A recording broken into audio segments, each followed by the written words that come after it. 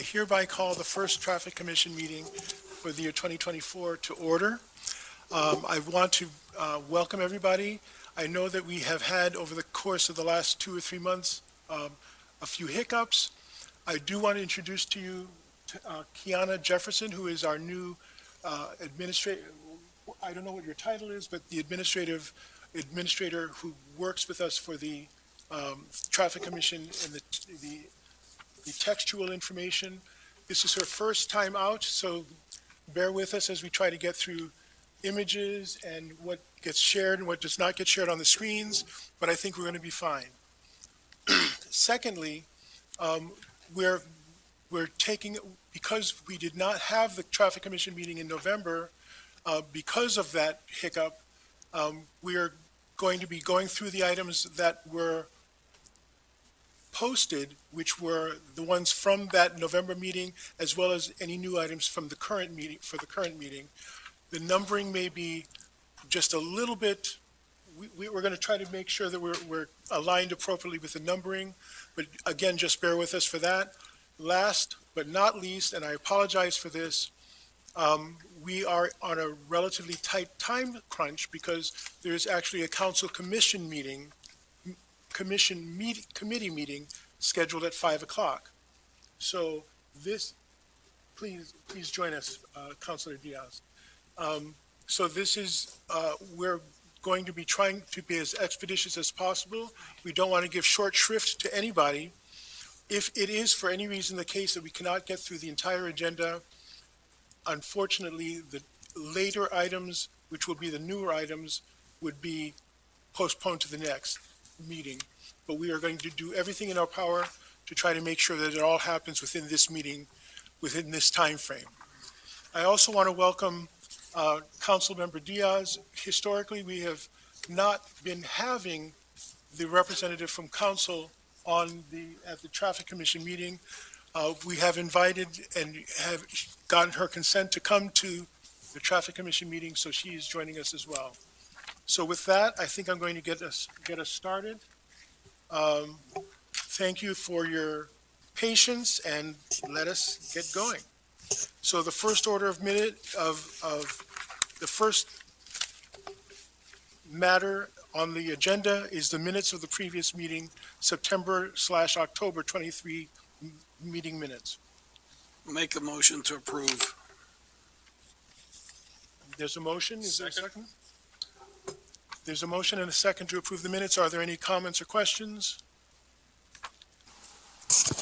Hearing none. All in favor?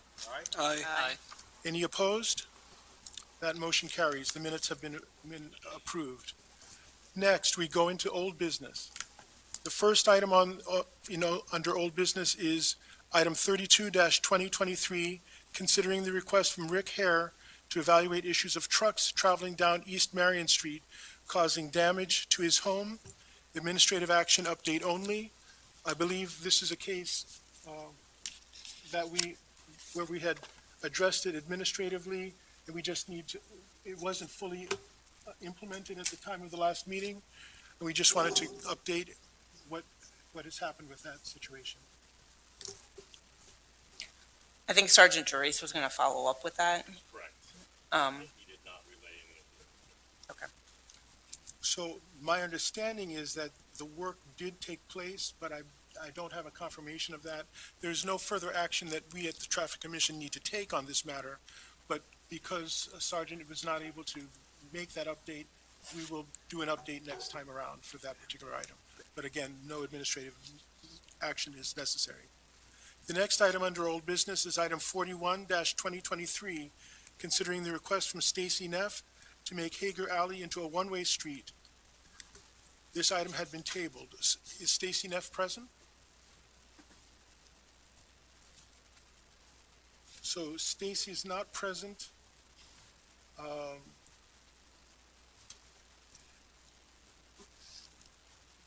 I can provide an update, Steve. If you would, please. The city staff have reviewed Hager Alley in relation to the request to make it one way.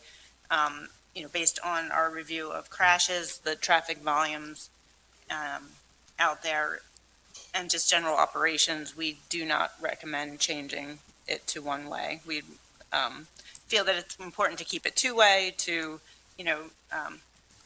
keep those conflicts, because once we make streets one-way, then people feel like they don't need to be cautious and their speeds increase overall. So our recommendation is to keep the street two-way. So, please, Dean, I was going to make a motion. I didn't know if there was additional discussion. no further discussion. I'm going to make a motion to deny the request of 41, 2023 and maintain Hager Alley as it is per staff recommendation. Seconded. There's a motion and a second. Is there any further conversation, discussion? Further discussion from the public? Hearing none. All in favor? All right? Aye. Any opposed? That motion carries. The next item, and Kiana, can you scroll the screen up so that we can see the next? Very good. Thank you very much. The next item is item 42-2023. Consider the request of Kevin Brandt to consider making West Grant a one-way between North Mary and Charlotte Street heading east. Is Mr. Brandt present? Cindy, do you have a recommendation on this one as well? Yes, so this originally came in, I believe, as a fix-it request for an all-way stop at the intersection of at Grant and Mary. Because of site distance concerns, we did evaluate that and determined that an all-way stop was not warranted at that location. And based on that analysis, we recommended, also, we looked at site distance and there were some site distance concerns, so we recommended eliminating a parking space on the south side, I believe, of Mary Street at Grant. And that was acted on the commission actually at the, if it wasn't the last meeting, it was the meeting before. So that is currently being addressed. The no parking signs were not installed, but they will be installed shortly. So this is an item that is being dealt with administratively, and we'll be able to give a report on its status at the next meeting? I don't think that's necessary. It's, like I said, the commission took action on it previously, and it's just a matter of that being installed. It did fall through the cracks a little bit there, but we got confirmation that it would be installed by next week. Is there any further discussion from the commission on this item? Any discussion from the public on this item? We don't need, because we're taking action already, we don't need, it had already been adjudicated before, we do not need to take. I think just to complete the loop, we could deny the request. Aye. I'll make a motion to deny the request of 42, 2023, maintain West Grant as a one-way as it currently is, and allow city staff to take administrative measures to address any shortcomings. There's a motion? Seconded. A motion and a second. Is there further discussion on that motion?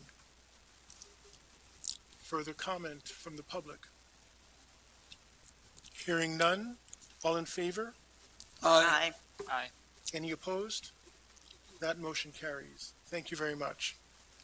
The next item is item 43-2023. Consider the request of Adriana Atencio on behalf of Diane Goad to discuss safety concerns on the 800 block of West Walnut Street.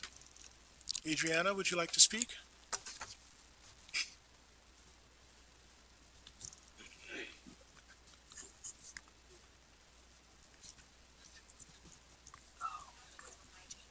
Oh.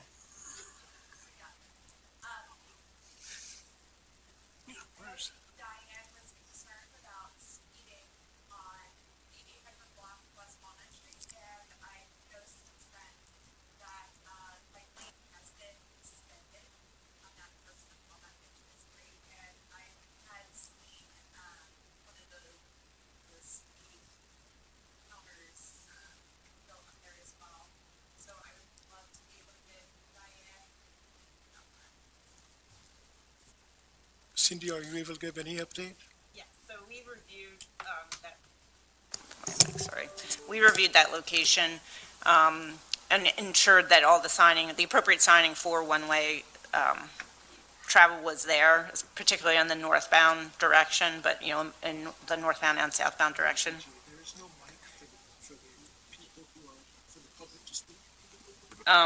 So since that signing was appropriate, and then also with the installation of the bike lane, we feel like it will provide additional cues to people at the intersection that Walnut Street is one way.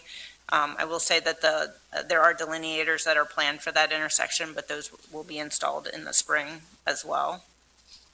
So we just, based on the improvements that are going to be made, or that already have been made and then will be made in the spring, we feel like this should address a lot of those concerns. So will we need to continue to report out on this item?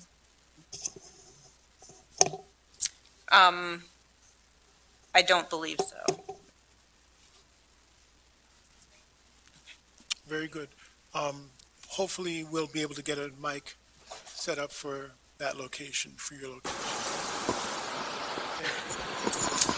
Thank you, DJ. Necessary since it was Yes, thank you.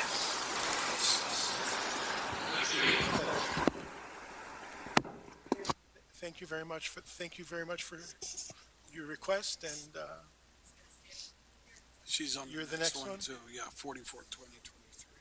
okay, so the next item is 44, 2023. Consider the request of Adriana Atencio to discuss the intersection of North Broad and East Chestnut Street regarding the no turn on red sign and vehicles using the bike lane for a turning lane. Adriana, do you want to say anything, or I would, we're reporting out? yes, I would love to. To say something, so just 2 days ago, I was almost T-boned for the second time because I was the first person in the vehicular lane of traffic with my right turn signal on, getting ready to make the right turn as the light turned green and somebody came flying down the bike lane. And there were not many cars parked in the parking lane.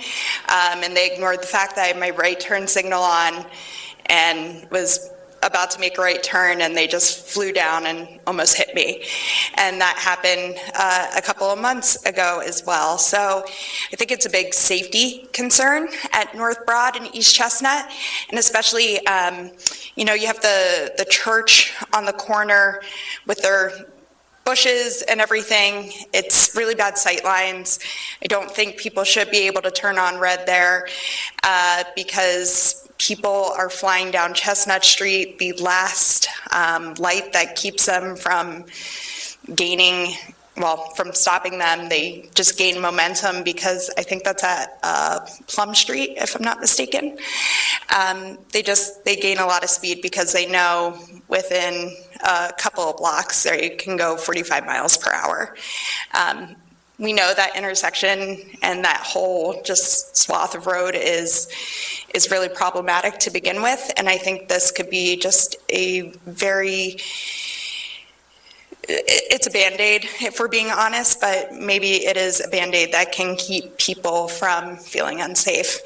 I think I mentioned before that I had spoken to a cyclist who was literally in the lane beside me. I had my right turn signal on, and I put down my window and I said, "Don't worry, I'm not going to hit you. I see you." And he said, "This is the most dangerous part of my ride home," because people ignore the fact that he's there in the bike lane because they're so concerned about getting to where they're going.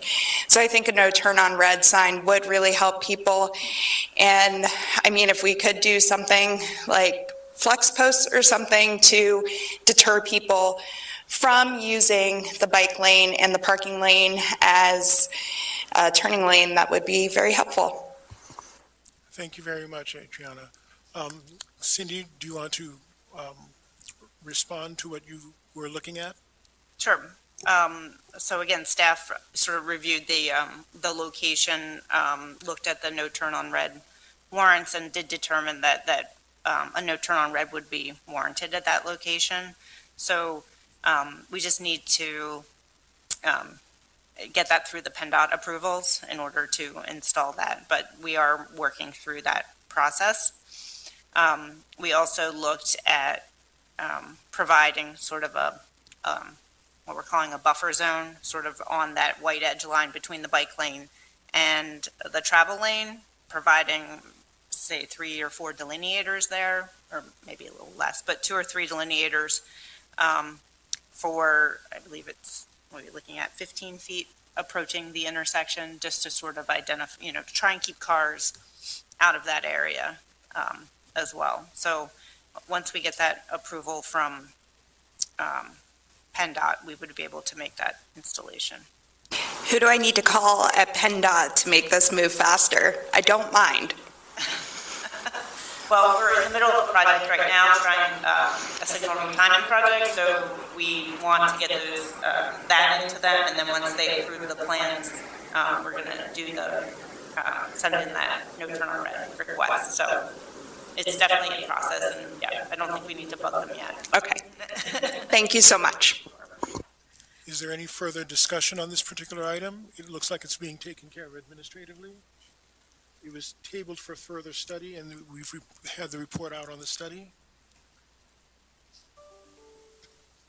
Do we just table this until, or that, or do we just mark it down that we're waiting for PennDOT confirmation? I mean, I could provide an update. I think it is an administrative thing in that it's not necessary for traffic commission action related to it. So if there's interest in, for the commission to know what the outcome is, I can definitely provide that, but I don't know that it needs to stay on the agenda. But that's up to everyone else. So you want me to make a motion for approval? Yes. All right, I'll make a motion to approve 44-2023, so a no turn on red from North Broad to East Chestnut Street. Second? There's been a motion and a second. Any discussion? Any discussion from the public? Hearing none. All in favor? Aye. Any opposed? That motion carries. Thank you very much, Cindy. And we will be reporting out on it as we hear back from PennDOT, correct? Sure. The next item is item 45, 2023. Consider the request of David France, owner of Wolf and Tails, to review the intersection or modifications at New Holland Avenue and East Ross Street. Is Mr. France here?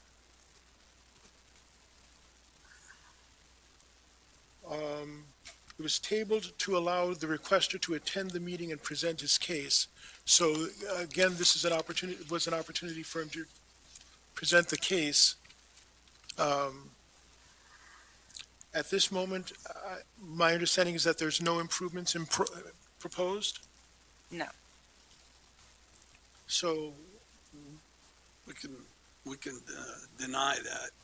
deny the request, and Yes. it allows him to still make, if he wishes to, he still can make a submission.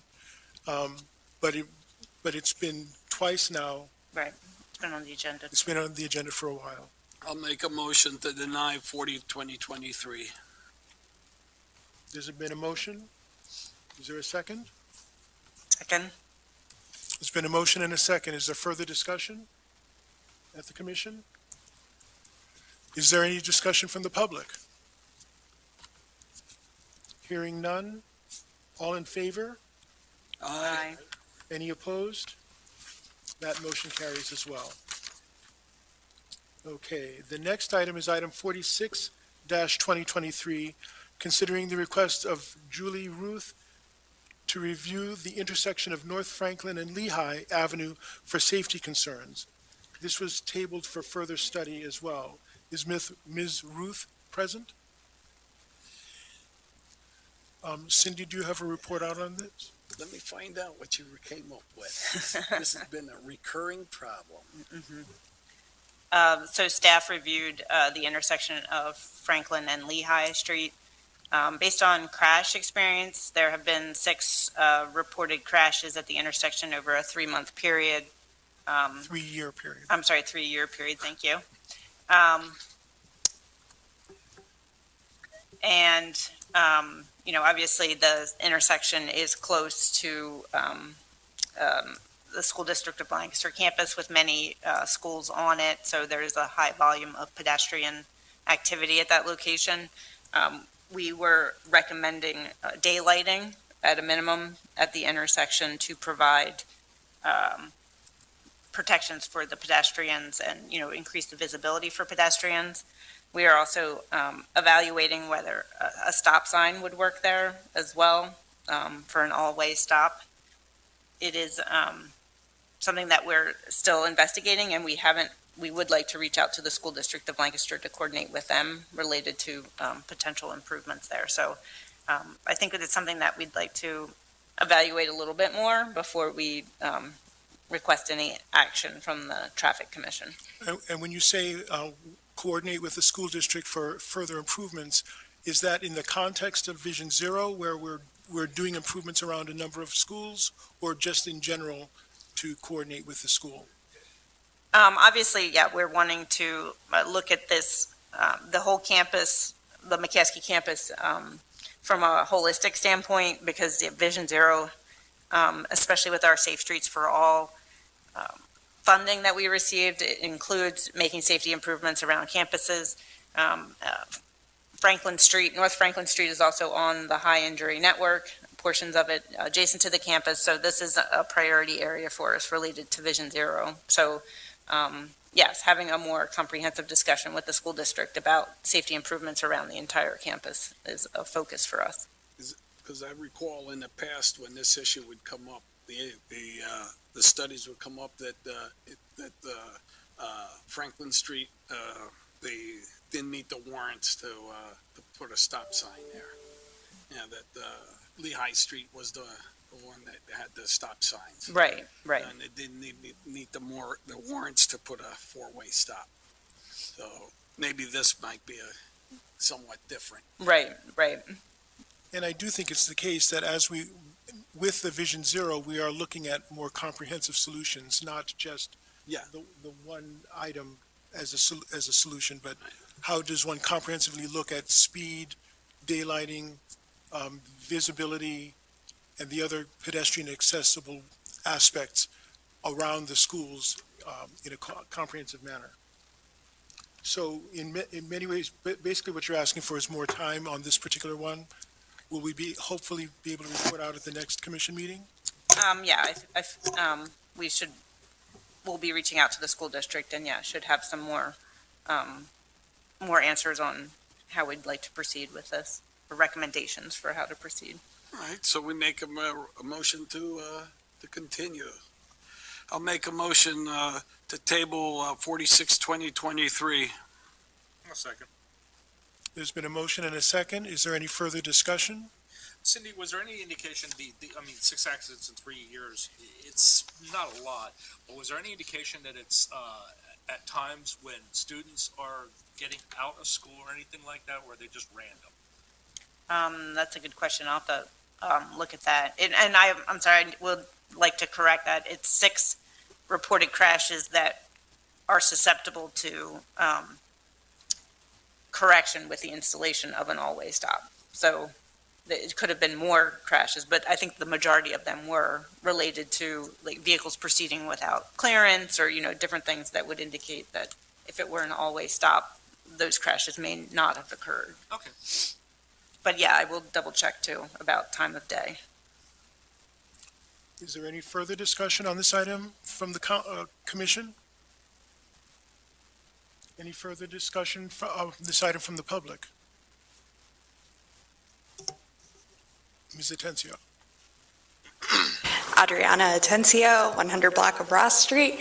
I think it was about 2 months ago, I was walking to Reservoir Park and crossing North Franklin Street at Lehigh Avenue, and I was almost mowed down by a vehicle while I was in the crosswalk. Would a stop sign have stopped that? Maybe. I would like to think maybe it would have. I would really, really love to see a four-way stop there. Being a former McCaskey student, having an almost middle schooler going to Lincoln next year, I think it would be a great enhancement to that intersection. Thank you. If I may, Mr. Campbell, Yes, please. have we done any studies in reference on the speed, like actual speed when people are crossing and seeing how many are going? I mean, I know that area very well.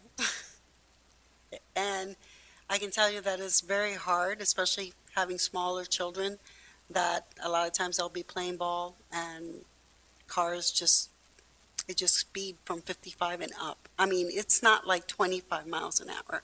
So my question would be, has any study been done? What's the speed percentage in that area? Cindy, do you have any information on that? We often, when we're anticipating these things, we often work with the police to have the speed trailers available to monitor speeds. I'm not sure if that happened in this particular location.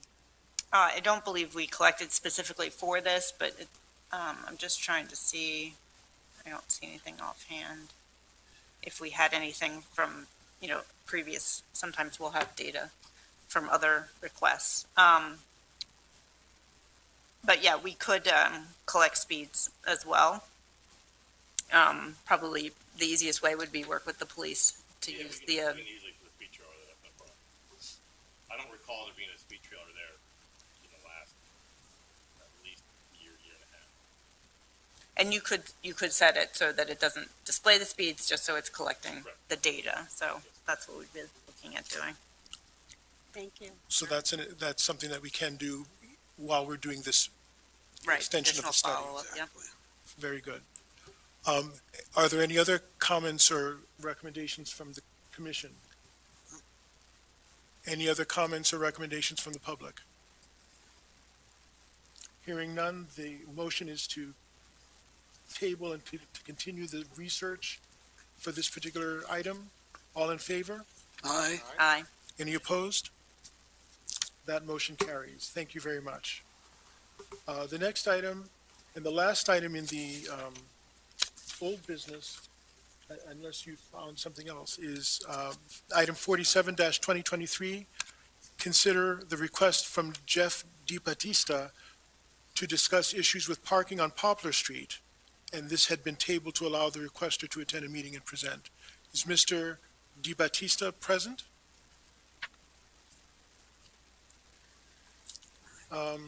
Cindy, did staff do a review of this? I was gonna ask, did he give any indication of what block of Poplar? That's the 600 block.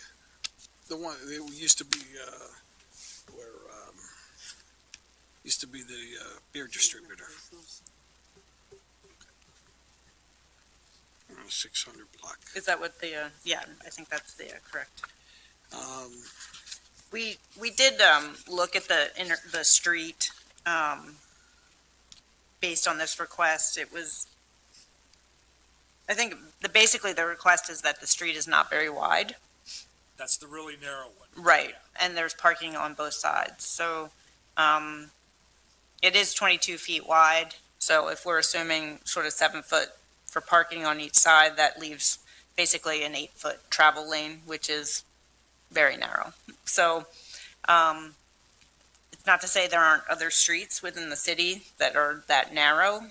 And obviously, with parking at a premium, taking away parking would be a very serious, issue to consider. This block has come up many times. Yes. Okay. In our tenure on the board. Right. And it's always been the kind of thing, be careful what you want, because the only solution is take away parking. Right.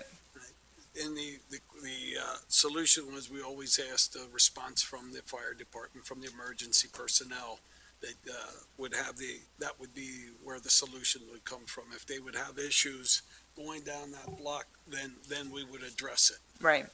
And according to them, none of them have responded in any negative way that would require removal of parking. So in this case, I would recommend to deny 47-2023. make a motion. Second? So there's been a motion and a second to deny this particular request. Is there any further discussion at the commission? Is there any discussion at the public, from the public? Hearing none, is all in favor of this motion? Aye. Aye. Any opposed? The motion carries. This is where, And I just wanted to confirm, there was no outstanding old business in your, No, the one item we did address, the Thaddeus Stevens, that was originally in November. I understand that got addressed administratively, so very good. we're good. Okay, so now we're moving into new business and the action agenda for new business.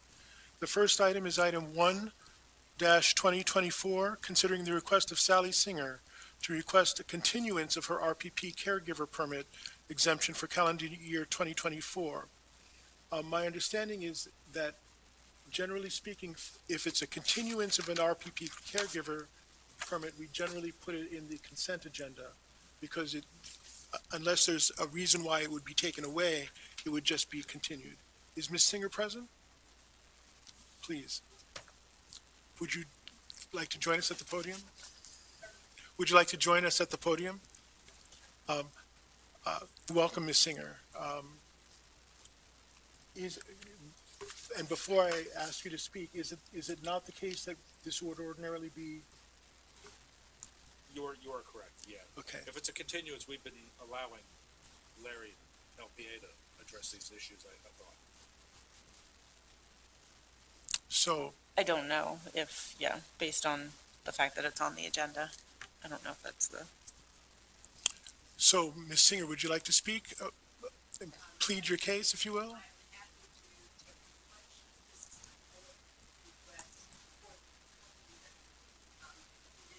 And nothing's changed in, Well, I actually, every year you've asked me about availability.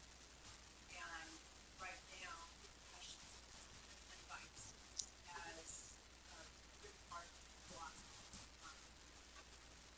They're working on what I can see on very second street is, it looks like they're just looking at these little things that the sidewalks are done. They were working on these little tree insects, and those look like they're done, but there's at least no parking for about half of that, it's a very short block. Half that block totally cleaned up, so I don't know if there's anything on there, but there's definitely on Tuesdays, because takes up like half the left side of the street. So which is where we want to park on Tuesdays on twice a month with trash in the street. So on Tuesdays right now, it's available for cheaper parking. That's temporary. On the right side of the street, for the big dumpster at the very end of the street. So on Mondays, it's a little bit of a problem, but I've never had difficulty parking. I couldn't park by any parking lot today. So I did talk to Ashland Vice and asked that they've got their parking lot back done now, and I asked them about parking back there. They like to pay to park there occasionally. They can't do it all the time. So when I can't find parking in the area, I can park in the back on the Ashland parking lot until they start opening the street. And then we can say, new business. For the businesses.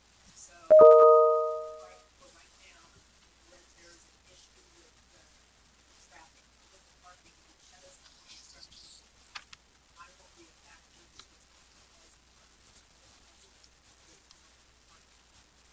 and I'm replacing 2 cars, the daughter and son-in-law, both major today, I gave some, so it's 1 car.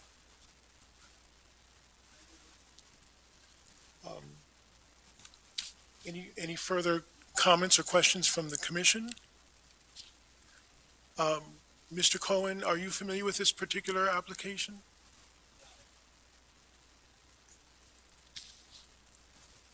So, Is there any reason why a continuance would not be granted in this case?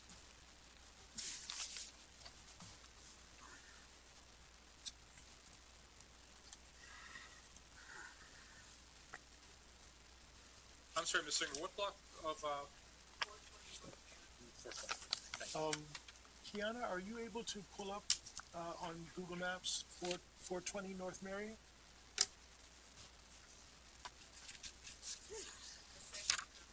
Oh, okay.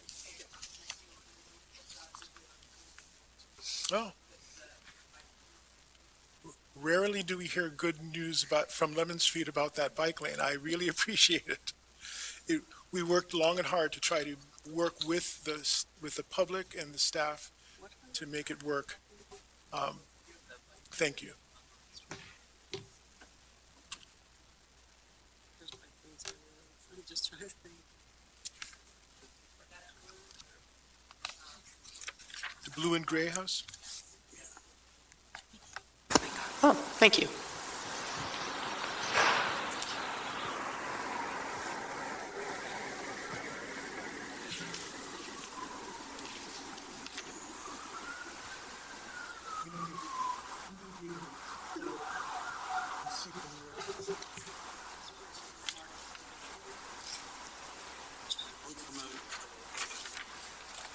So again, is there any reason why this particular request would not be approved, since it's a continuation? I would be in favor of approving. Is there any further comment from the commission about this item?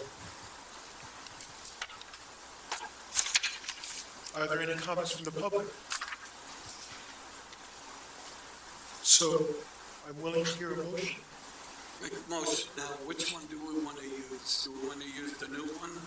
Okay. Well, make a motion to approve 01/2024. There's been a motion. Any further discussion from the public? All in favor? Aye. Any opposed? That motion carries. Thank you very much. You're very welcome. Thank you. The next item is item 02/2024. Consider the request of Adriana Atencio to explore the addition of a four-way stop sign at the intersection of East Frederick and North Shippen Streets. Ms. Atencio?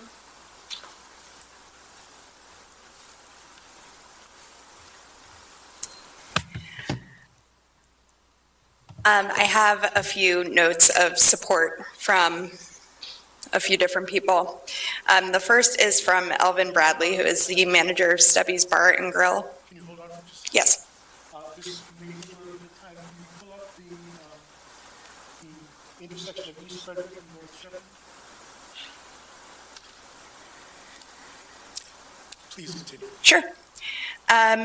We are definitely in support of turning Frederick Street and Shippen Street into a four-way stop. Since being in business here, we have seen numerous accidents and near misses at our intersection. With this also being a four-way stop, would also be a big help for the ambulances that pass by here with their sirens on. People speed past here all the time, especially when patrons are crossing the street from our parking lot. He's spoken to the owners and they support this being done as well. Rob Reed, who's the interim executive director of the Lancaster Science Factory, and he's also a resident of North Shippen Street. On April 3rd, 2017, he was parked on the east side of Shippen Street, just north of Frederick, right at the intersection. And in the middle of the night, a driver allegedly fell asleep at the wheel and crashed into the side of his car, which resulted in the car being totaled. And then Laura Pauls Thomas, who's a resident of North Reservoir Street, wrote that she's sending a quick note in support of a four-way stop and daylighting at the intersection of North Shippen and East Frederick.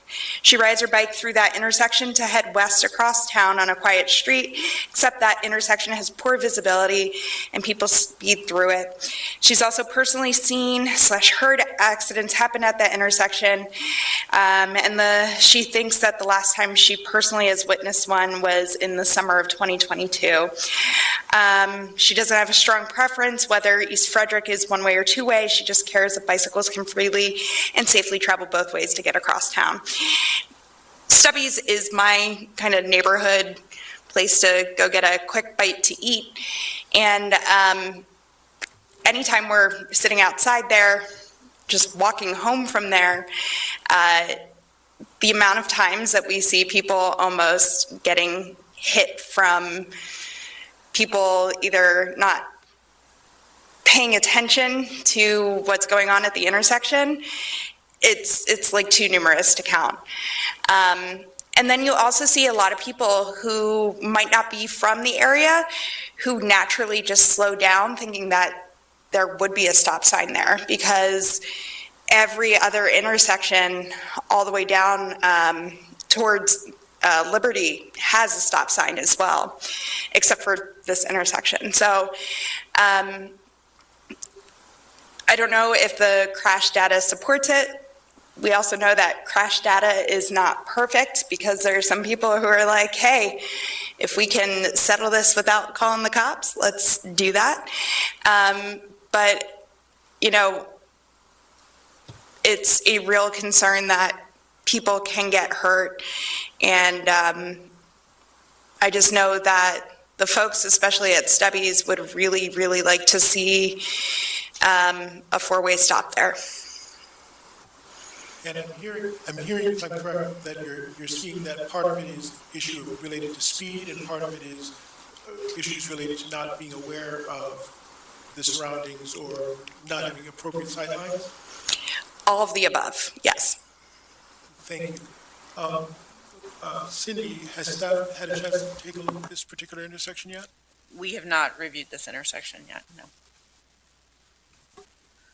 Are there things that in glancing at it might be part of either a study? Is it the intention that one would do a study for this, or one would, is it within the high injury network and would be looked at it under a different set of standards or set of rubrics? I don't believe that, Frederick Street or Shippen Street is on the high injury network, but there are, obviously the standard parameters that we look at related to warrants for an all-way stop, including the, traffic volumes, pedestrian volumes, and bike and pedestrian, sight distance, crash data, those types of things. So it would be a standard evaluation. So one would recommend that this might be tabled for additional study and be able to report back to the commission on recommendations, likely recommendations? Yes. Is there any further comment from members of the commission regarding this intersection? I'm just curious when you do the research, just curious to know how wide, like, this image we're looking at, what that curb to curb is, how wide that is. That looks pretty wide. That looks like, when I'm looking at that, I'm like parking on both sides and what looks to be like a pretty wide travel lane. So there could be some creative things that could be done possibly to slow the speed down on there if the streets are wide enough. Angled parking on one side or something like that would shift it. No, you won't get angled parking on Shippen. No. Yeah, that's, No. And I'm also It's possibly wide, thinking but- about piano keys across the entire intersection to maybe brighten it up, highlight it more, visibility. so are there other ideas or recommendations from the commission on the site? If I may, Mr. Campbell, Yes. what's the lighting in that area? Like, is it very bright? I see light poles in two locations. I'm not sure if they are, I'm not familiar with how illuminated that area is. It's fairly bright. Pretty bright? Yeah, it's not bad. Part of something to reconfirm while one's doing the study as well. Stubby's gives off a good amount of light. Thank you. I know that one of the big issues too is you have a lot of people coming directly off of Park and then just making that turn. And because they know there's nothing, and I know stop signs are not used to slow people down. However, They know that there is nothing that is slowing them down from turning right off a park and just blasting all the way down. The people that know that there isn't a stop sign, they just know that they can gather speed until they hit the next stop sign, I think at New. Yeah.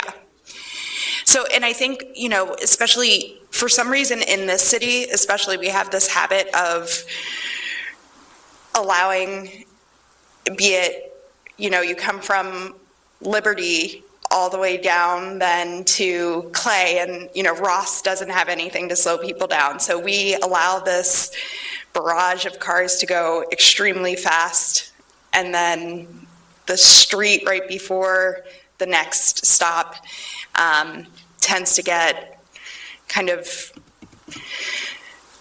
hit with a lot of speed, right?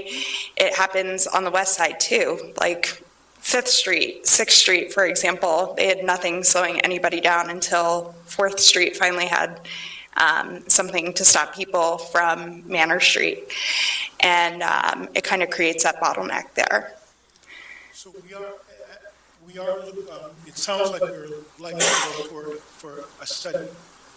These considerations would be taken into consideration, including the distance that people have, the run-up distance, which is affecting the speeds as well as visibility and safety of the pedestrian. And I appreciate the commentary. I also want to make sure that people understand that we're looking at it, at the safety of the streets and pedestrian safety comprehensively under Division 0. And even though this doesn't appear to be one of the high-degree networks, it's part of the larger network. And so some of the proposals will affect this. Are there other comments at the commission level for this intersection? Are there other comments from the public on this intersection? Are there recommendations? Do we want to make a move to table the study? Yeah, I'll make a motion to table to 2024. There's been a motion. Is there a second? Second. There's been a motion and a second. Is there further discussion from the commission? Further discussion from the public? Hearing none. All in favor? Aye. Any opposed? The motion carries. We'll be doing a study and getting back, making a presentation, a report back to the commission. Thank you. Would you like these notes? I'd be happy to send them. Sure. Cool, thanks. Thank you very much. The next item is item 03-2024, considering the request of Madison Wanner from Drogaris Companies regarding the visibility issues on Liberty Street from their parking lot, as well as speeding issues. In addition, we'd like the traffic study results that were conducted. Is Mr. Wanner present? Yes. Oh, Ms. Wanner. Yes. My apologies. I don't know if you got some notes that were sent a couple meetings ago, so I do have them printed and wanted to have that with me today.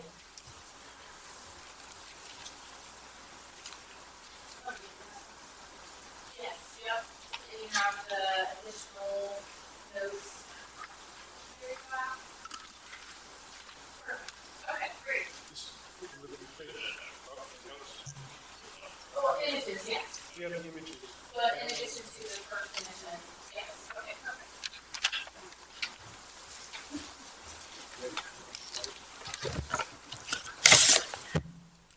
So yes, I'm Madison Wanner, and on behalf of Liberty Liberty Place unit owners, Melody Martin's with me today as well, so we're both here to represent them. So I know we talked several months ago about this and just wanted to kind of go over our concerns. So we want to propose adding 2 stop signs on Liberty Street, West Liberty Street, and that is at the intersection of North Charlotte Street and then our Liberty Place parking lot. We have concerns about the difficulty turning left out of our parking lot due to several items. One, speeding on West Liberty Street, and also visibility issues turning left out of the parking lot. And if you look on the very back of your sheet, I have some images of if you're sitting at the stop sign and you are looking right, there's some parking on the street. And if there's large vehicles parked, it makes it very difficult to see the incoming traffic coming from the east side. So it makes it more difficult to pull out left. Yes. North Charlotte Street.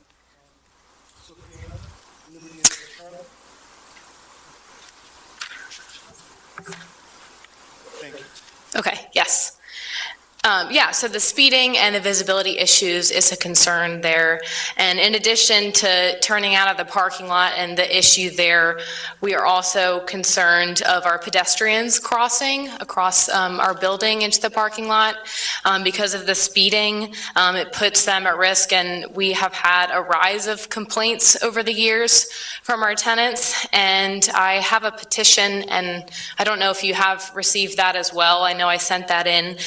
We do have 115 signatures from tenants and from our building, and so it is a concern of crossing that intersection, yeah, just cars speeding by.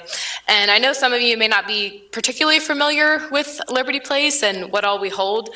So Melody Martin, she might talk about, she's our building and property manager.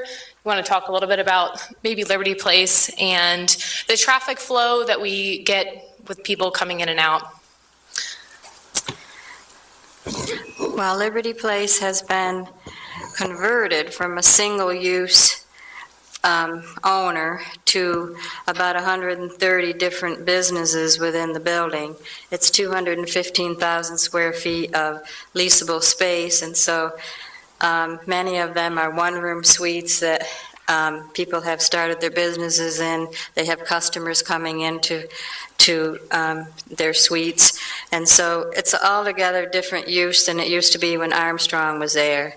The landscape of the area has changed a lot since Armstrong was there. The Liberty Street now joins Harrisburg Pike, and so you have a lot more traffic going by since that footbridge was removed, and it is now connected with Harrisburg Pike, so it's a nice shortcut to get over to Harrisburg Pike now, which makes a lot more traffic past our building for people that are crossing. Our parking is on the opposite side of the street from the building, so we have all of the clients and tenants all crossing the street to go over there and park, and you have cars coming down. Also, another thing that makes it hard to negotiate around the corners and everything is that they've installed handicap spaces that come out into the street now. And now we also have the medians down the middle that didn't used to be there. And so it's a lot different on the street now than it used to be when Armstrong was there. And that's why we feel the need to upgrade the traffic controlling, because the use has changed so much. Anything else? Yeah, so with all that being said, we want to take action to see if we could install these stop signs and create a new four-way stop. And I believe a traffic study was done, so I want to hear your thoughts from that, if there's any conclusions on that study. Very good. Thank you very much. Cindy, staff report? Yeah, so this is presented at the September October meeting, and we denied the request for stop signs at that time. Based on the traffic study, we looked at the volume and speed. Speed data was collected, and this goes back to February of last year. There have been, we've been looking at those areas a while because of the request from Liberty Place.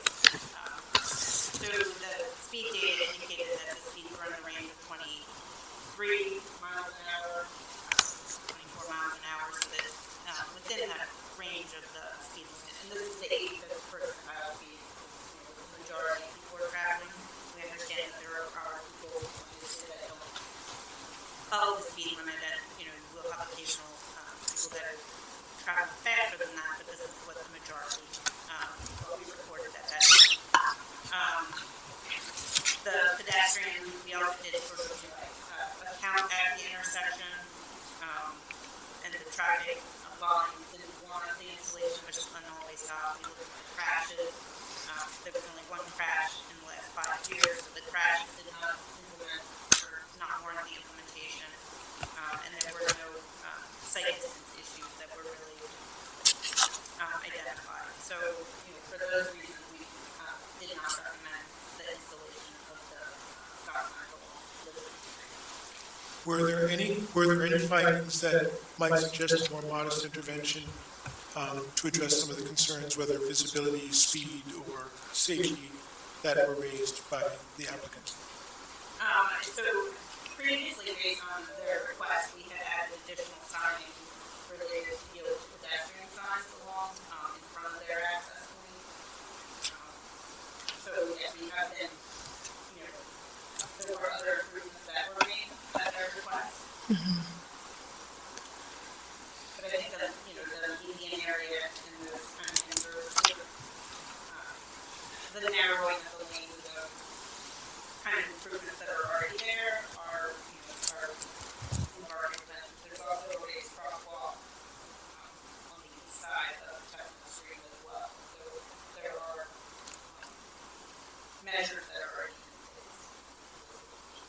place. Are there any thoughts or any reasons to reconsider the previous denial of the request then? Any comments from the commission, either to reconsider or to add other, there have been safety improvements installed. And you're aware, you're conscious of those safety improvements that have been installed? Yes.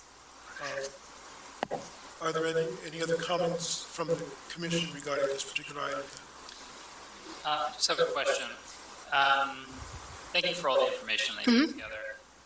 Is the challenge mostly when church is letting out, you have a large number of cars exiting that drive there, or are there other times of day? Just sort of curious, when the problem is happening mostly, and I can understand if there were hundreds of vehicles trying to leave that parking lot, and you had to be careful at the left turn there would be a lot of queuing, and I wonder if maybe that is an underlying issue.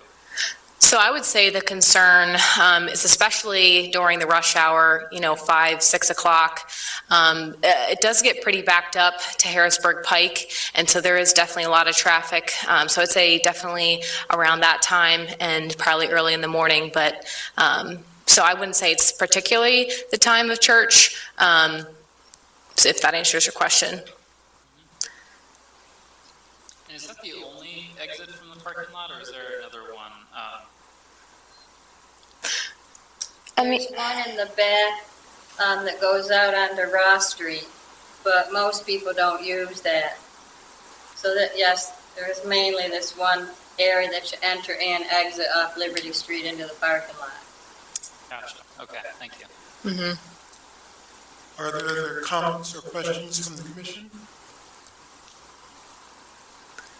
Are there any other comments or questions from the public? So you said you did look at visibility turning out of the parking lot? Okay. I guess just, are there any other improvements that we could do to help the situation, or have we kind of looked at everything for this intersection, installing the things that were installed the past year?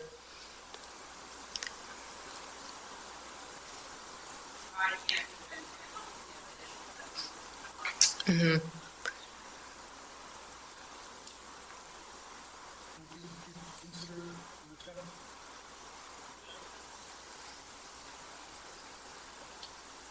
We don't really have, the crash one option. Our volume, it has definitely increased over the years. Yeah.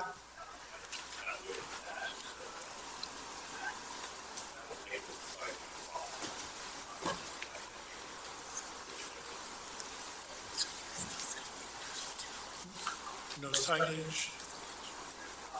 There's a lot of signage. It does look like there's a lot of signage. There is actually a third exit to that parking lot, that exits out toward the stadium. It's a narrow exit. To where? By the, if you go back towards,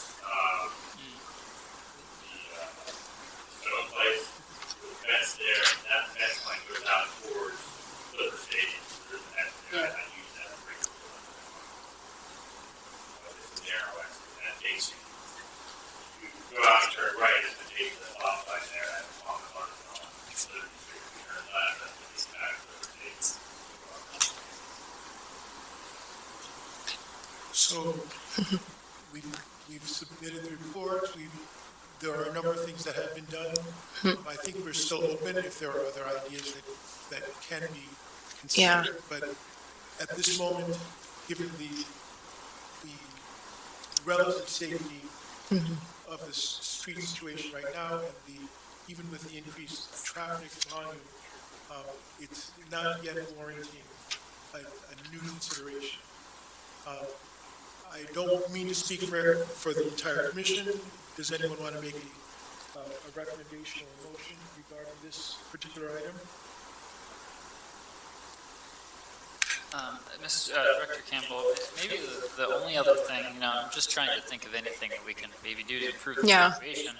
I suppose in a couple of scenarios, it's possible that the median landscaping could be obscuring views. I mean, it's kind of hard to tell. I'm trying to picture myself being in a vehicle here, but it's possible there's crown raising that could be done for the trees, just to, improve those sight lines. That's, the only other thing I can think of. I don't think that was mentioned here during the discussion, but, we could talk to our arborist about that. I'm not sure who's responsible for the trees in the center lane there. Would that be us or? If it's city infrastructure, yes, it is us. Okay. Looks like it's in the public right of way, so I imagine our arborist could take a look at that. We can take a look at that. The median. Anything else suggested? I don't know if I have any other thoughts, do you? So, did we get a motion on this item? Make a motion to deny 3/2024. There's a motion, the motion and a second to deny. Is there any further conversation from the commission? I think with the addition perhaps of looking at the arbor situation, the crown, being able to do some trimming of the trees, Okay. greater visibility. Is there any more comment from the public? Hearing none, all in favor? Aye. All opposed? Thank you very, very much for your, and Thank you for your time. Yep. as things change, as and if things change, don't hesitate to make another proposal. Thank you. Yep. Okay, the next item is item 04-2024, considering the request of Robert Wilson regarding the addition of RPP on the 100 block of South Ann Street. Mr. Wilson? How you doing? Robert Wilson, 106 South Ann. Obviously, we're here to talk about parking on Ann Street in South Ann. We were here 2.5 years ago with the residential parking permit, application filled out and all the I's dotted and T's crossed, I guess. Due to Ann Street and its location to the other streets that have the RPP on them, overfill comes down the hill from the OT block of Ann Street. It comes from the east on East End Ave. That block has the residential parking permit. So extra cars, all that overflow gets pushed into us, in particular Garden Court. Garden Court is, I have a car in front of my house that basically hasn't moved in 6 months. I mean, not sorry, 6 months, 6 weeks. I haven't been able to park on Ann Street, I think one time in the last 2 months. If you leave and you come after 4 or 5 o'clock, you can't, it's very, very, very difficult. It's a luck of a draw if you find anything in the area. So again, we were here 2.5 years ago now. At that time, we were denied because there was a master plan that was being worked on that we were told that was imminent.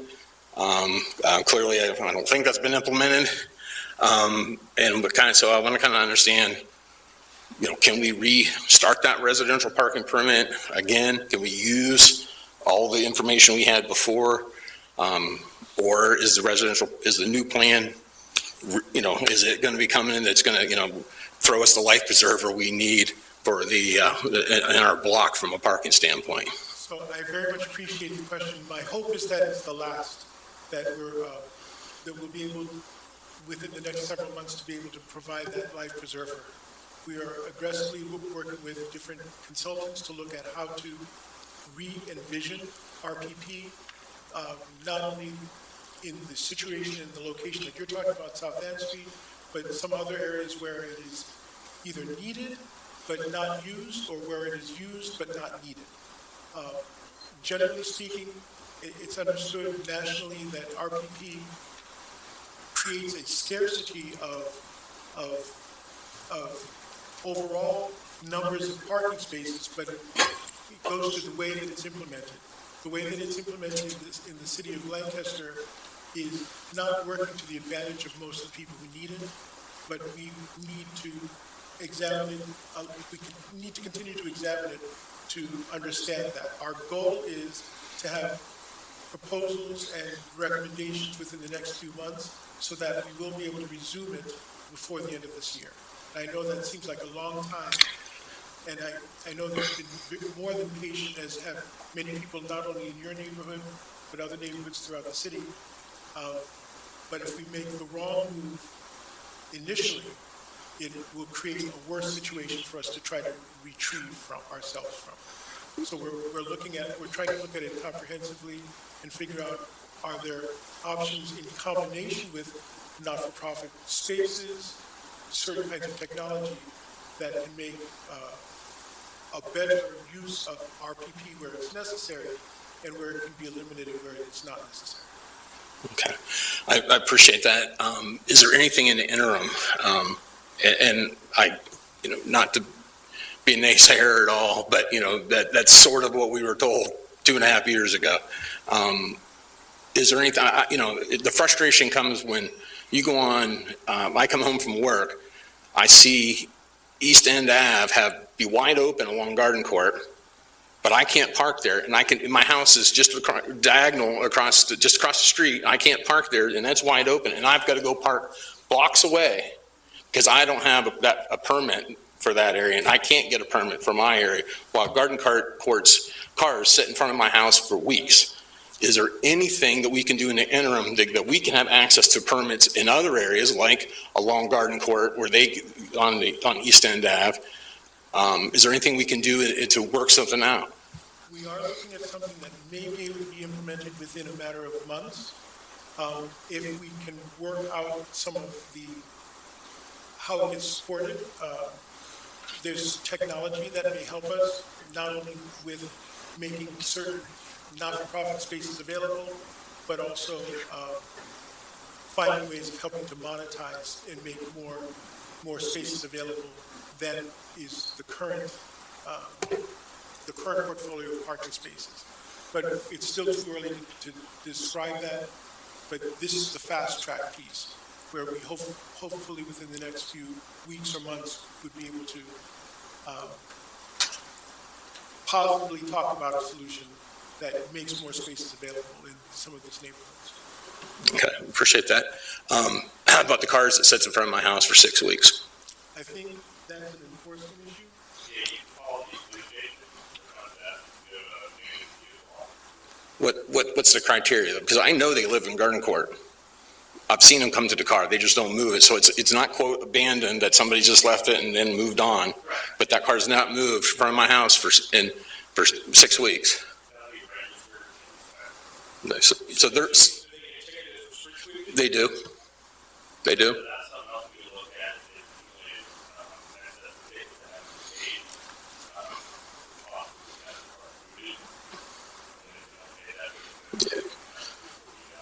Okay, but again, as you can, and I appreciate the situation, this is the way it's set up, but we're kind of, we're taking all the, we got to live with this. And we have people, and there's people here who probably want to speak to this, that, we got, and it's just gone on and on and on. And, and the callousness, I mean, we just want to be treated equitable to what Ann Street has, one block up, what East End at, every area around. And we were denied that, and I don't understand why we can't just remove those, so at least it's a free fall for like it is on Saturday and Sunday. I'll take the roll of the dice then when I have a free shot, I have an equitable shot at having that opportunity. I don't have that opportunity. They have it. I've been living with it for 2.5 years this whole time, and every move that's been made is actually taking spaces away. So it's just gotten worse and worse and worse.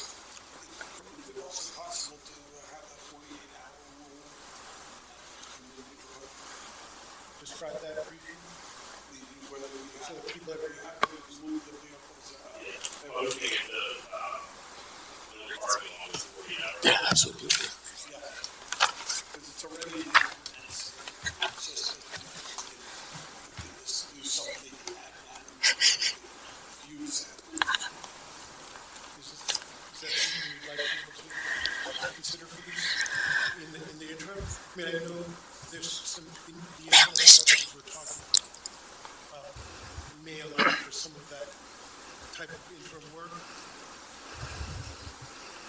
Yeah, that's allowed by the ordinance. I'm not familiar with it, but.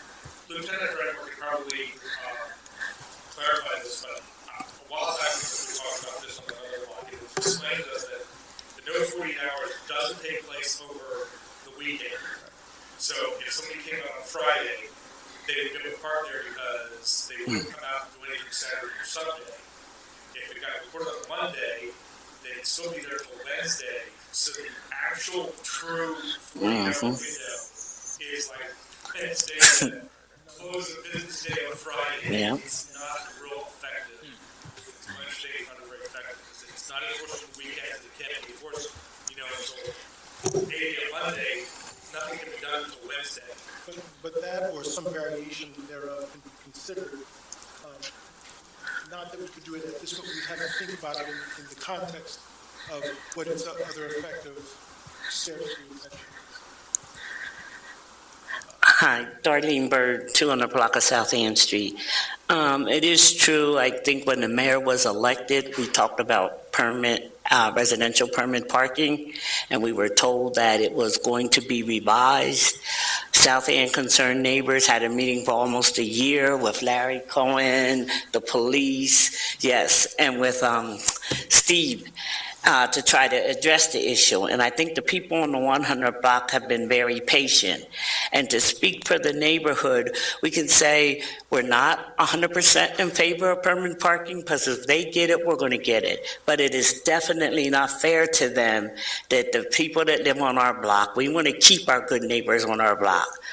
A solution that I think could work while we're waiting on these months to do it is, why can they not get permanent parking, even if it's to park in the areas that are already, without marking the 100 block? I think we have, maybe you can pull up the picture, 12, 14 houses on your block? Yeah, it's just 12 or 14 people on the block. Why couldn't we give them permits that they can park in the already permitted area that's surrounding? Because Garden Court, we got it on East End, South End, East End, Marshall, 100 block, 200 block of Marshall. So, but I really think this 2.5 years, we have neighbors talking about leaving because of parking, and we have good neighbors, and we're trying to build a safe neighborhood and a good neighborhood. And I think this would be a solution while you're working it out. You're not putting another residential permanent parking signs on the 100 block, but you're allowing them to park in areas that are already designated, because as you know, a Garden Court only has houses on one side of the street. The other side of the street, the whole way around it, there's no houses. So we're only talking about 12 permits until a better solution comes, because just to keep asking us to wait, and we waited longer than 2 years to get a solution. So there's a solution that's on the table. I don't think it would take much. They pay for their little permits. So, and usually East End Avenue, like they said, is most of the time it's empty on that one side. So there's a solution on the table. Hopefully we can get that done. So I very much appreciate that. And I think that because we want to accelerate this process, being able to have those kinds of things on the table and see what we can act on sooner rather than later is a very good thing.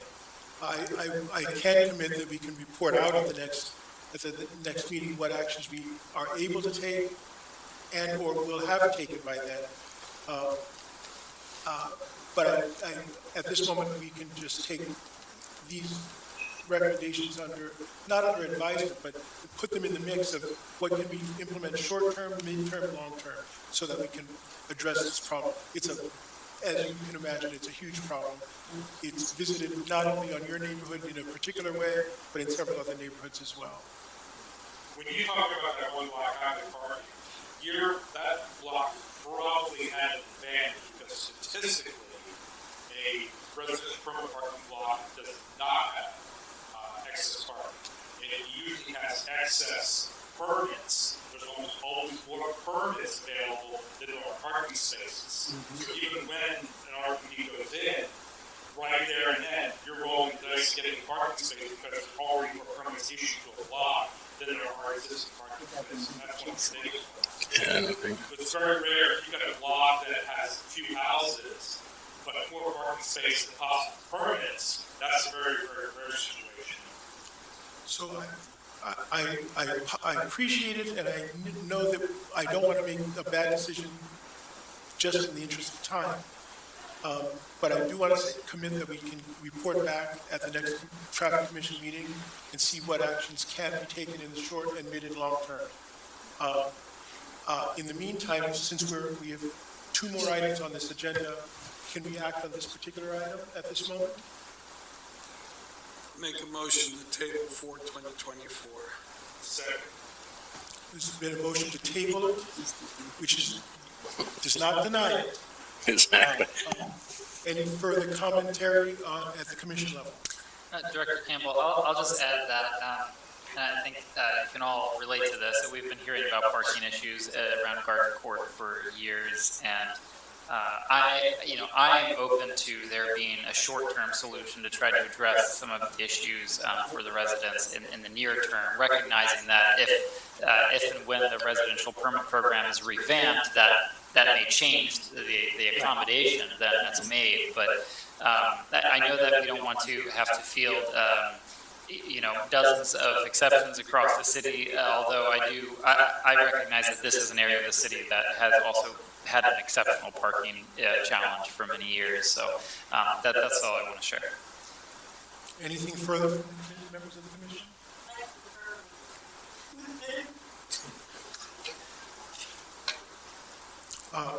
Any other comments from the public on this?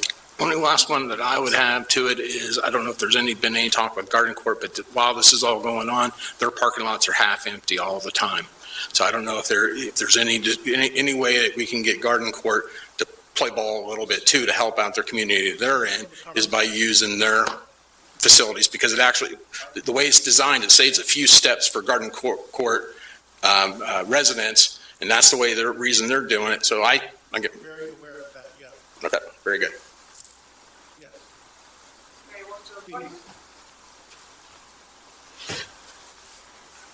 Good afternoon. My name is Nancy Milan. I represent Garden Court Apartments and the residents of my complex. And I have a question. I don't have enough parkings inside my complex. We have 264 apartments and we have 175 parking spaces. So with this being said, will some of my residents that doesn't fit inside the complex can apply for apartment outside? No? Okay. Thank you. I don't know what else we can do. I'm sorry. Thank you, Commissioner. What did you say? You have how many residents and how many parking spaces? I have 264 apartment units inside the complex and 175 parking spaces. 175? Yes, and right now we are having problems with that, so, thank you. Thank you very much. Any other comments from the public? Yes, just to confirm, we were talking about, just to confirm, we're talking about the 100 block South End residents being able to apply for permit parking on East End and Marshall Avenue. Is that correct? We're talking about any variety of possible solutions that address the parking shortage in and around that area, not just 100 block, but surrounding Garden Court, extreme parking challenges in the southeast, as well as in other parts of the city. Fantastic, thank you. I just want to confirm. Any other comments? So there's a motion on the table to table. Any further comments from the commission? All in favor? Aye. All opposed? That motion carries. It is tabled. We will be reporting back out on a regular basis and giving you updates. Next, and we're going to try to go as quickly as we can for these last two because the committee meeting starts at 5 o'clock. Consider the item 05-2024, consider the request of John Sibley to request the continuance of his RPP caregiver program December calendar 2024. Mr. Sibley? Hi, I'm here for to get I work swing shift at Chronic. I'm almost late going to work now, waiting. So I work 6 to 6, 6 to 6, either way, day shift or night shift. So I had to have someone to get my kids to work, school. So I'm here to get the permit granted again this year. And it's a continuance. Yes. Do we have any objection to? No, make a motion to approve. Second. Okay, I got it. All in favor? Aye. Aye. You're very welcome. Item 06, 2024, consider the request of Garland Berg to explore the addition of a three-way stop sign at the intersection of South End and Green Street. Yes, we are here again. We were here several years ago about placing a stop sign on the corner of South End and Green Street. We worked with Cindy McCormick, and we tried to come up with some plans, like putting the piano strips, making Garden Court parking lot one way in and one way out as a solution. It's still very unsafe for the children walking from school, especially a lot of kids coming from Lincoln and McCaskey. Then we got George Washington and Jackson School, and the children walking and trying to get to the bodega. As you can see, if you come out of Green Street, and if you're coming out of Garden Court parking, Ann Street is just, it's very dangerous. We had several accidents. I think we did do an accident report, and I think from the work that the city done, they found out that Ann Street is a high accidental driveway. And cars speed pretty fast from East End Avenue all the way down to Ann and Dolphin. I mean, I will say, traffic has gotten a little better since South End's been around. When we first organized, there was not a stop sign from King Street to Duke Street. So you can think how fast cars were traveling all those years. And we fought, and this intersection is bad. So we're just asking if we can have a stop sign. Try to keep it quick. We've taken a look at this in the past. Mm-hmm. I know that, as you know, we're working with South End. Yep. For neighbors on 2 or 3 projects along that stretch, not the least of which is the consideration of the Vision Zero. Dolphin and Juliana, yes. And Juliana, Corners. Mm-hmm. Chesapeake and South End. Right. And also the areas around the schools. Mm-hmm. Which will be part of not only the initiatives under Vision Zero, but also as South End being a high entry network avenue, Right. the entire length of it. Yes. Has got a variety of safety measures. Just for the record, what we know at this particular moment, at this particular intersection, Cindy, are you able to just give a brief report out on what we currently know? I don't have I've worked with Lieutenant Radmore to pull all the crashes. There weren't any crashes right in I'm trying to remember what the, last year, I believe it was the last year, there haven't been any crashes. But again, we can make a formal, report, I guess, as far as, quantifying all that information again, related to this intersection. I think, we continue to have the conversation about wanting to look at Ann Street more comprehensively and, identify ways to speed traffic in general, not just between intersections, but, maybe looking at some other traffic calming measures.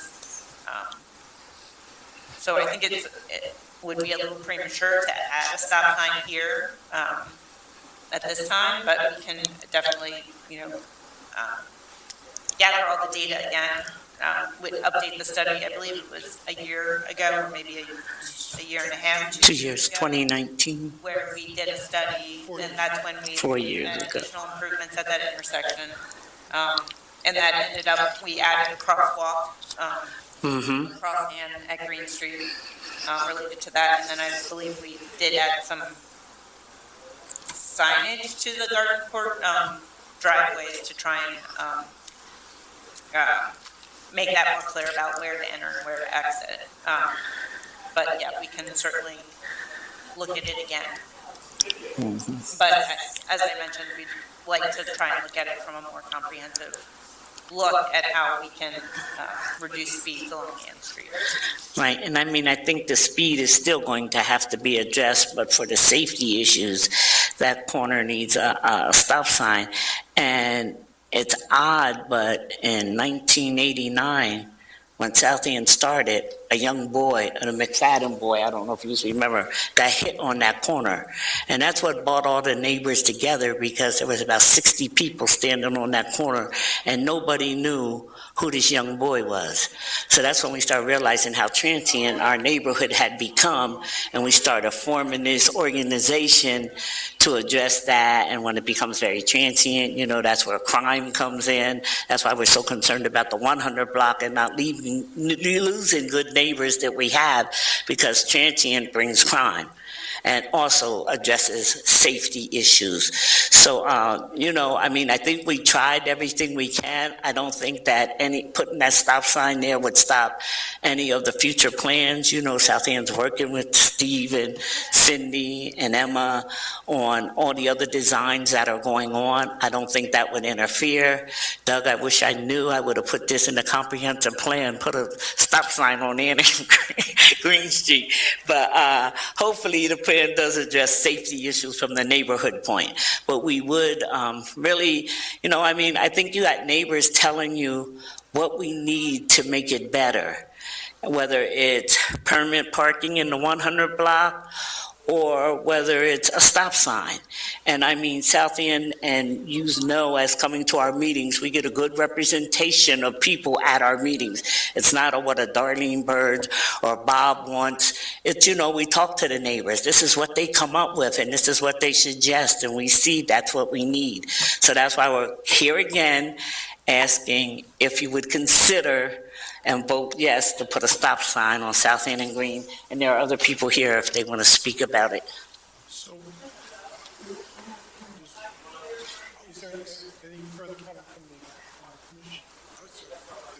Table and do a study, and do the study, I guess, like for Ann Street itself.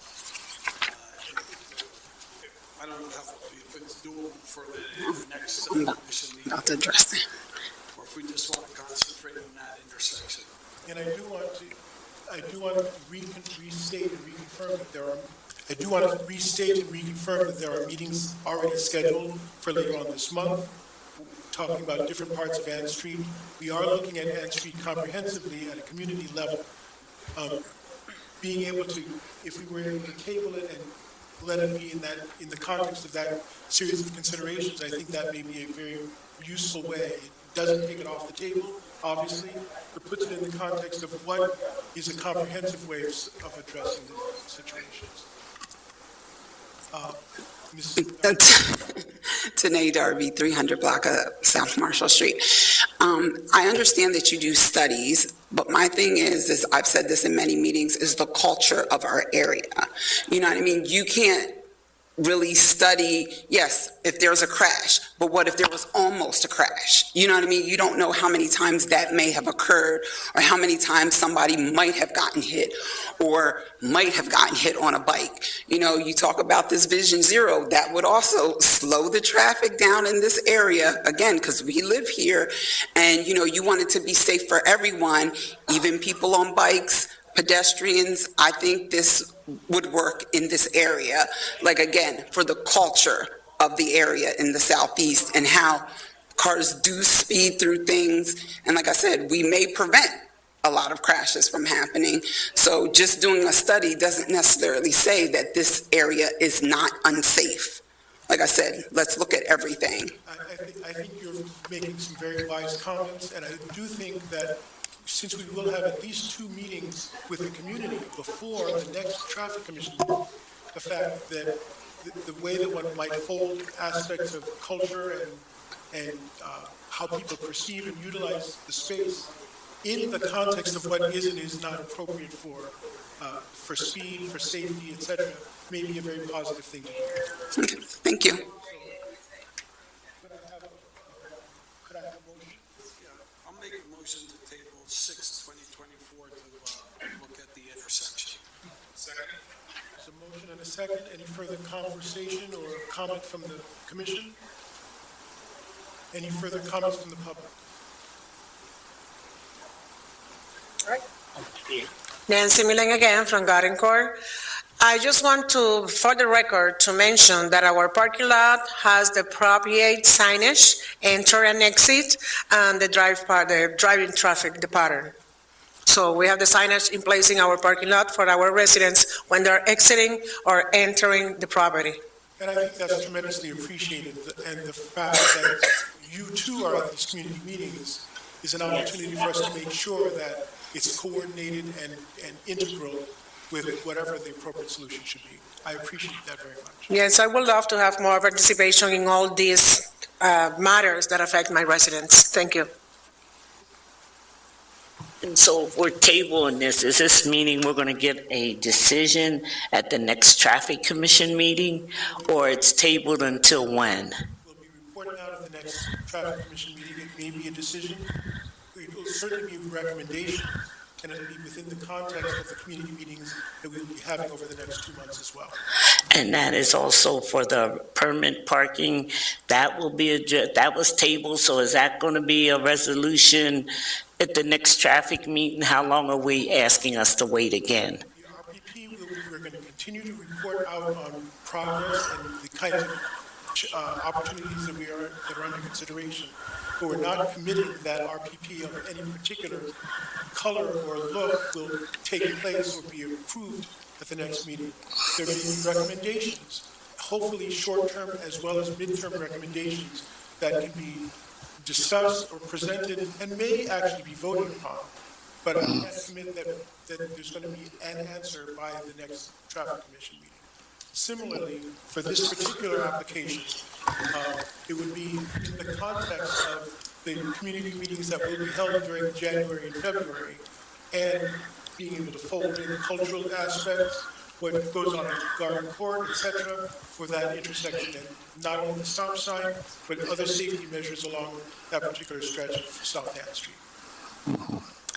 And I just want to state, I think that, it's taken a long time. I mean, it's one thing if one neighbor comes in here and complains. I think South Ann has been more than cooperative. We had many meetings. We had many people come and discuss. There was a year that solutions could have been offered for these particular two issues about permanent parking and the stop sign. And now we're here again. And like I said, it was 2019 that both of these issues was brought to the Traffic Commission and denied. And now it's 4 years later, and you keep asking us to wait. I mean, I'm wondering, after you have the discussion and we leave, are we still talking about these issues? I mean, it's hard for me to think 4 years, and we're still hearing the same thing about the solutions we're going to talk about for South Ann and Green, or the 100 block, the permanent parking. It's been 4 years. I do understand. We are, as you know, we're at meetings monthly. We recognize also that some of the data is contraindicative of what we're looking for. So we want to find a way of incorporating the concerns that in a way that it will be consistent with our policies and consistent with the culture of the community in which we're trying to put the solutions. Continue to ask for your patience. I know it's difficult to be patient. It is. But we will be reporting out to you within the next traffic commission meeting, and we'll be in community meetings with you over the next 2 months. Thank you very much. We're going to continue to move this along. Any further comments? Can we have a motion in a second? Can we vote on this? All in favor? Aye. All opposed? Thank you very much. That, Just put the numbers down. I'll make a motion to approve consent agenda 070809 2024 as a whole. Second? there's a motion and a second. Any further discussion? All in favor? Aye. Any opposed? Thank you very much. So the consent agenda has been approved of. Was that the entire, sorry, Director, was that the entire agenda we just approved? Okay, 7, 8, and 9, Entire okay. consent agenda. So there's no further items on the agenda for the Traffic Commission? May I have a motion? Seconded. All in favor of Aye. ending the meeting? The meeting is hereby closed. Thank you very much.